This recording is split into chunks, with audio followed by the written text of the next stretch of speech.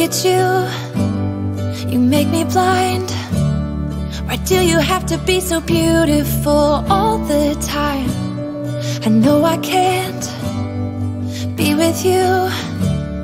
It's killing me to see you with someone else. What to do? Now I'm in the corner and watching you smile, watching you smile. And I can't get over you, I'm losing my mind.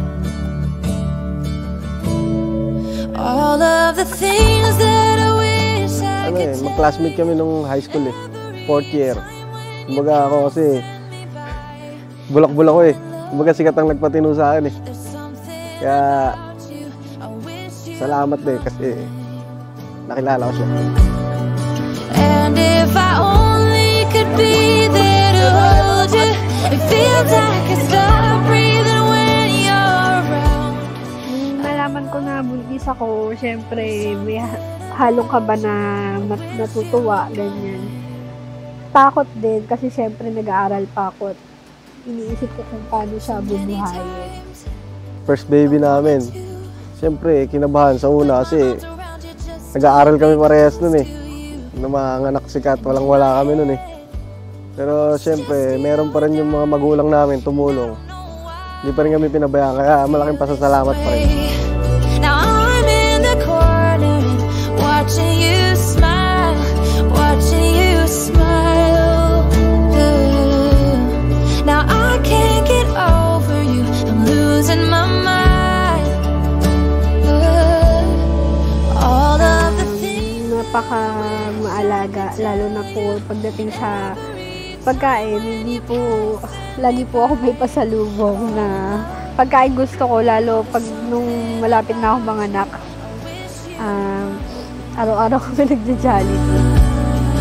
And if I only could be there to hold you, it feels like I stop breathing when you're around.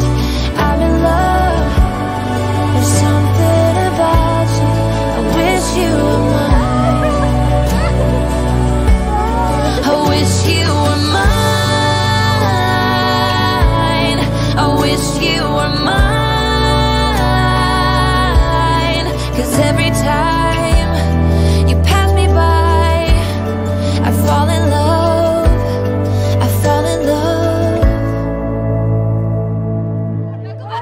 All of the things that I wish I could tell you, every time when you're passing me by, I fall in love. There's something about you, I wish you were mine.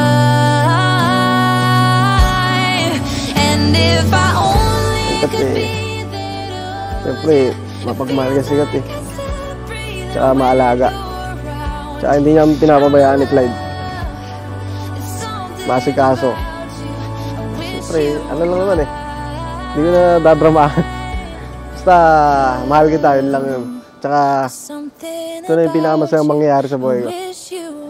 Mahal ko kayo ni Clyde.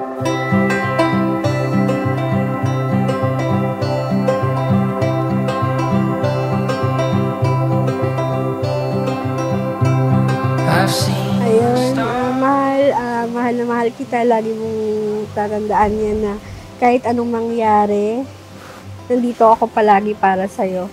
At kung ano man ang mga pagsubok na darating sa atin, ay tayong dalawa ang mag-aano nun. Lalaban para dun. At tsaka lahat ng gagawin mo, proud ako para sa'yo. Ayun, mahal na mahal kita. Thank you sa lahat-lahat ng binibigay mo sa akin. You're a good provider to our family. At sa pagiging mapagmahal na asawa. Thank you. And I love you.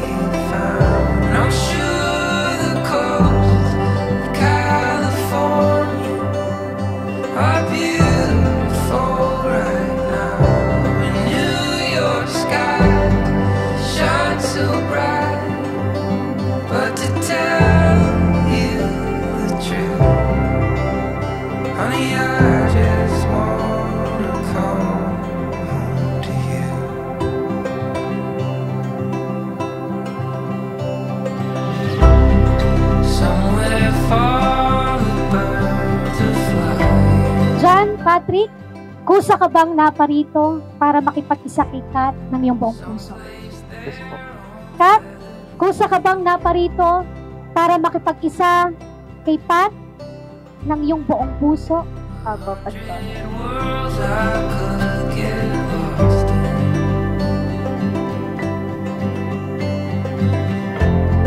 Ibigay ko sa'yo ang singsing na ito, tanda ng aking dalisay, ng aking na pag-ibig sa'yo. Nagpapakasalo ko sa'yo sa ngalan ng Ama, ng Anak, ng Espiritu Santo. Amen. Binibigay ko sa'yo ang singsing na ito bilang tanda ng aking dalisay na pag-ibig sa'yo. Nagpapakasal ako sa'yo sa ngalan ng Ama, ng Anak, at ng Espiritu Santo. But to tell you the truth, May tatlo pong order ang Diyos para maging maayos ang takbo ng marriage. But ano ba ibig sabihin, Pat, ng pagiging leader? Unang-una, you have to be a gentle leader. Pangalawa, as a leader, you have to be a spiritual pastor. So, hindi ka lang basta leader, pero ikaw din ang tagapanguna nila upang mas mapapalapit sila sa Panginoon. Pangatlo, you have to be a faithful husband. Na ang sino mang pinagsama ng Diyos, walang sino man ang pwedeng maghiwalay. Kahit po sabihin ng lalaki, kasalanan ito ng asawang babae, sa dulo po, lalaki pa rin po. Sapagkat ang lalaki po ang leader ng kanyang asawa at leader ng kanyang pamilya. good to be alive, good to be alive. I'm gonna run down a busy city street. I'm going far, you'll see a star on the concrete. Sing at the top of my lungs, it's good to be alive. Ring every bell to be rung, do more than just survive. You should come along with me, come along with me. I'm going where the wild hearts run free. Always be faithful to your partner because God will punish anyone who's immoral or unfaithful in marriage. So napakalaga po sa Diyos na ino-honor.